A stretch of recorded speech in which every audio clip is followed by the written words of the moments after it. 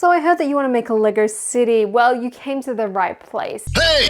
Last year, we went over how to make a clone army, and many of you were successful in this fact, and unfortunately some of you were also a little bit smart-assy and wanted to tell me how to build a clone army when clearly I'm the expert. I've been doing it for at least 2 weeks at that period, so I don't know why you thought you were better than me in that regard, but you know, we all learned things and we all upgraded, so now it's time to learn how to build the best Lego city possible. If you want to take notes during my lesson, that is perfectly fine, otherwise I guess you could always rewatch this lecture back. Now with Lego cities, they are significantly more complicated than clone armies and also can be significantly more expensive. I know you probably didn't think that was possible, but I guess at the end of the day, it really depends on how grand of a scale you want to go to. Now also, while clones did not actually take up that much of a surface area, Lego cities are the complete opposite. You will need to dedicate a lot of time, effort, and space into building a Lego city. And that is exactly why I only dabble in Lego city building, because the whole thought of a Lego city honestly gives me immense anxiety. Now, before we get in depth when it comes to Lego cities, I want to give you a breakdown of exactly why Lego cities are so important to Lego culture. I mean, Lego cities are really just cemented and ingrained in Lego as a product, because I feel like it just basically takes Lego back to its roots. As Lego cities do not rely on licensing the same way clone armies do. They are a lot more basic. You can buy a lot more generic products and buy things from Lego Creator, Lego City, Lego Friends, or even the classic stuff if you really wanted to. It's also a lot easier of an entry point, because essentially you could be training your children to build a Lego city from the ripe age of 6 years old by just making a house with a roof. However, the truth is as well that Lego cities have this underlying unspoken sense of competition, as you constantly see people trying to outdo themselves by having the largest city, the newest buildings. Some of them have mocks, some of them have elevations, some of them have a bunch of different customization options. They're also filled with minifigures, and then as well, it's also a massive flexing contest to who has the most expensive and oldest and rarest modulars on the street. It is intense. Just a reminder as well for everyone who is taking notes on their laptop during today's lecture, do not forget to turn Atlas VPN on. Yes, you guessed correctly, it is time for a word from today's sponsor, which is Atlas VPN. Atlas VPN is a staple in My For Dummies classroom as it helps protect your devices from malicious links, trackers, hackers,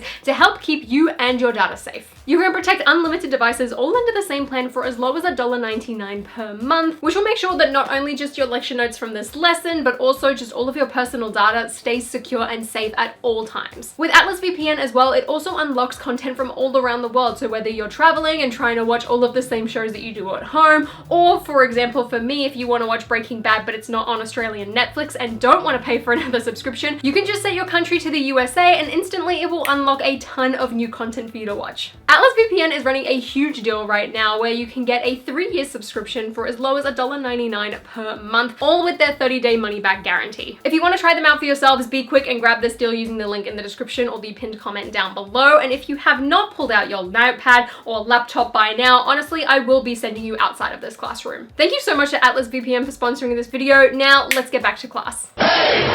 Now, step one for buying a Lego city can really come from a variety of different places. It could just be buy a Lego city set. It could be buy a friend set, buy some type of one of the building creator sets, for example, the Noodle Hut that recently came out. Or, I mean, for most people, I feel like you just go in and buy a modular. But Professor Holly, what is a modular, you ask? A modular can actually take place in several different forms. This is actually one of the Lego modular lines, which was a part of the bookshop set, which unlike a lot of modulars was actually divided into 2 separate halves, as typically a modular is a very basic style of building, and I am absolutely obsessed with it. You can see by the sides of the building there's really not a lot of details, because these things are meant to be squished side by side. Even at the back as well, the building is very lacking, I guess, in terms of detail. However, they have the most gorgeous, beautiful front facades, complete with a little paved street front. Each of these buildings as well is meant to represent a sort of different type of typical city building. For example, we have a fire brigade, we have a town hall, we have a bank, restaurants and hotels,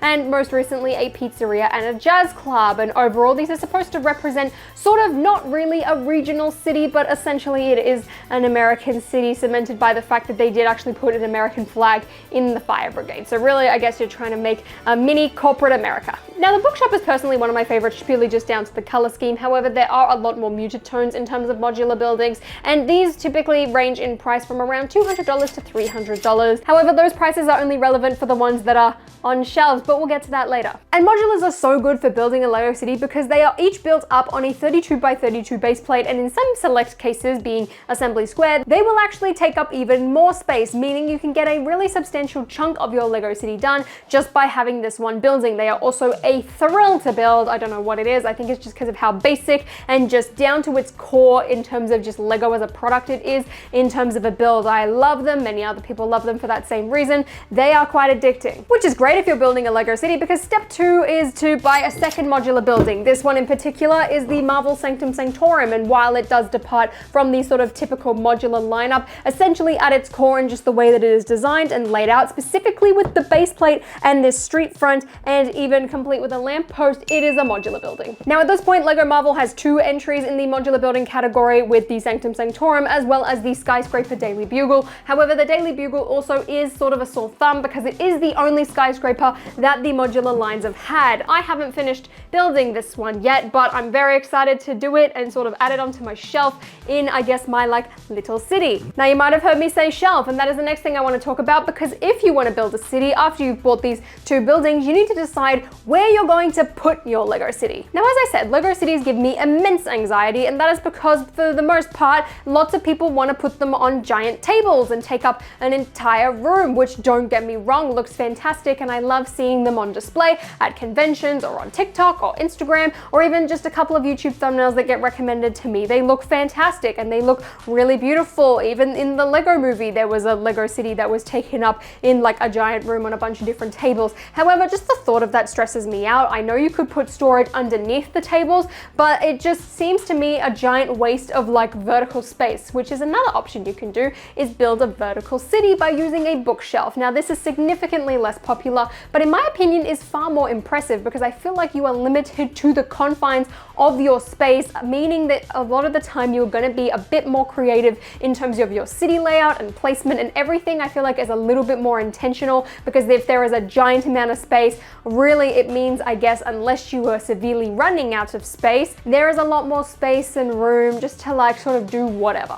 Does that make sense? I'm definitely more of a shelf type of person, and while I don't really have a bookcase for my Lego city, it's more of just like a shelf, but that works too. I'm a person who kind of wants just like a Lego city street front rather than a full-fledged Lego city, but that's not what I'm teaching you how to build, but keep that in the notes anyway. So once you've decided from a shelf, a desk, or a bookcase, you basically pick your poison and work within the confines of your space. Though I feel like for Lego City, the same way with Clone Troopers, you really can't have a Lego city unless you have more than 2 sets. Now, step 3 is the absolute most important thing, and I'm pretty sure it's the one that everyone never really talks about. No one ever tells you how important this is in creating a Lego city, so do not forget this, and you might want to highlight it as well. Placing the sets on the surface. And I know, just hearing that sentence, you're going to be overwhelmed with just how complicated that is going to be, but the most important thing is that you place all of these sets and these buildings onto your surface so that you can actually start and develop your Lego city. Especially when it comes to the modulars, there is a new one every year, so every single year, if you are running out of space or you are a city planner, you are going to have to make space for that and place that set down on the surface of your choosing. So at this point, you should have the very basics of your Lego city down pat. You have a couple of buildings, you should also have a couple of minifigures from the sets that you bought in order to populate your city, because you can't really have a city without people living in it, specifically because cities are very densely populated areas. The more minifigures you have, the better. So take advantage of the Build a Minifigure station or even the collectible minifigure series. Just throw them in there to make it look a little bit more crowded, especially if you're trying to replicate things like the likes of San Francisco, New York City, or even Boston, where there are hustling, bustling city streets. And if you're like me, you can repeat this step over and over again and just call it a day. And that's exactly what I did. Again, I said I just like to do a little street front. I don't really do much else. I don't want roads, I don't want cars, I just want minifigures and in front of buildings. And that's really it. So that is the very basic level of Lego city building. So if you want to take it a step further, we're gonna add a couple of things. Everyone is trying to flex off how much money they have spent on their Lego city, how much time they have spent in their Lego city,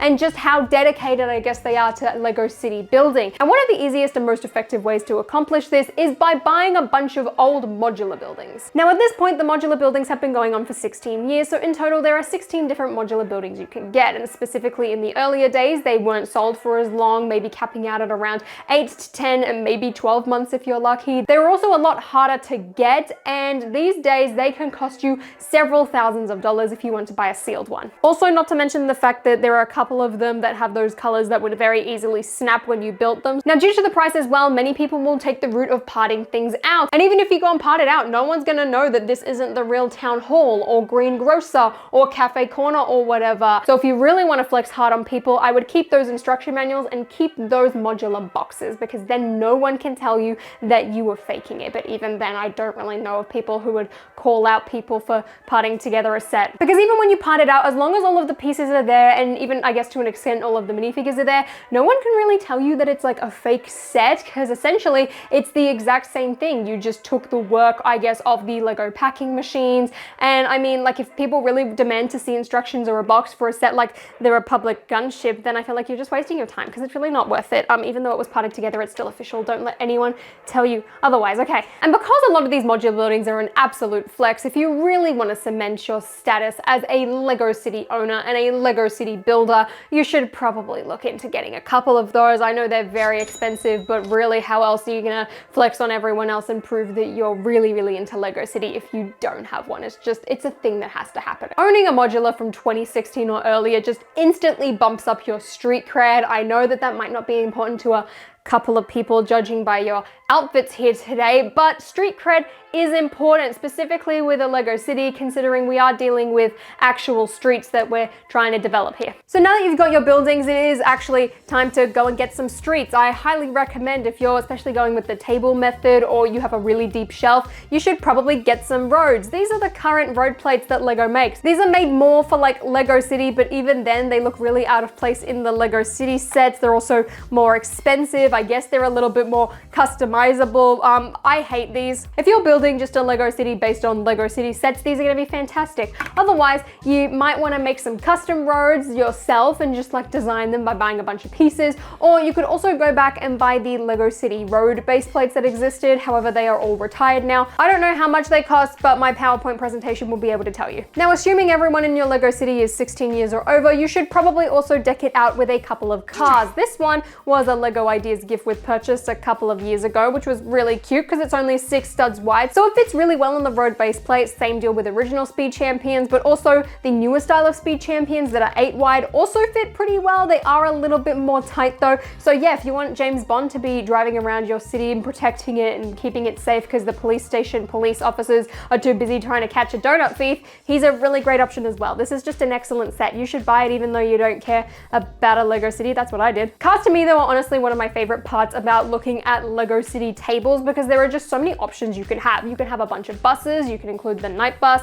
One that I would really love to include as mine as well is the mystery machine. Apparently it fits in the corner garage building, so that's pretty neat. Also, I just love this car. And again, it's a flex like the modular buildings, so you know, retired cars also something to get into. Otherwise as well, you could go the Rebrickable route and found some custom ones. Personally, this is just a model that I found on Rebrickable that represented my first car, so I built it, except the colors are a bit wrong because not all of the pieces existed in the same color. So also might want to keep that in mind when you're picking what color you want for your vehicle. And once you place those cars on the road, suddenly everything will sort of seem to come a little bit more together and feel a lot more alive. And doing all of those steps would sort of put you, I think, at the middle of the Lego City building tier, where you have got a pretty full-fledged city at this point. However, it is missing a lot, I guess, of the dedication and a heckload of money that I feel like the expert Lego City owners have. So what does it take to become a Lego City owner? I mean, if you've got expensive retired modulars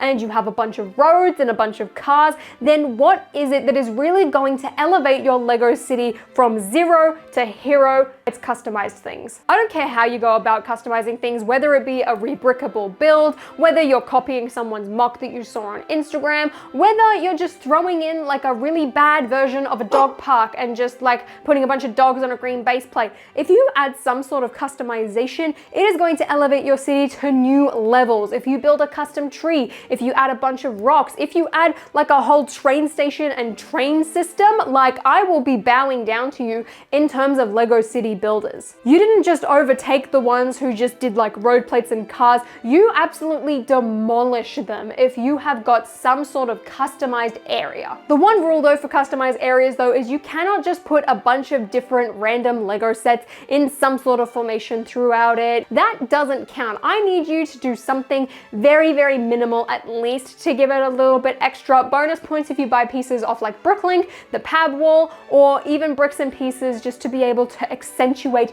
every aspect of your Lego city a little bit more. I want to see alternate builds. I want to see modified Lego sets. I want to see rebuilt things. I just want to see that little bit of ounce of creativity that is going to separate you from the basic people who just put sets on tables and just recycle and move things around every single year. That's boring. That's what I do. I don't even do that. I just put the sets on the shelf and then throw minifigures on it and call it a city. Don't do that. I want to see a customized hospital. I want to see Batman robbing the brick bank. I want to see the Daily Bugle turned into a different generic skyscraper. I want to see a giant shopping mall. These are the things that I think are really important. If you give me an aquarium, that's cool. And for the Lego City Builders who do this, they just have an unmatched amount of street cred. You cannot compete with these guys. It is insane. They are just on an entirely different level. But essentially, that is how to build your Lego city.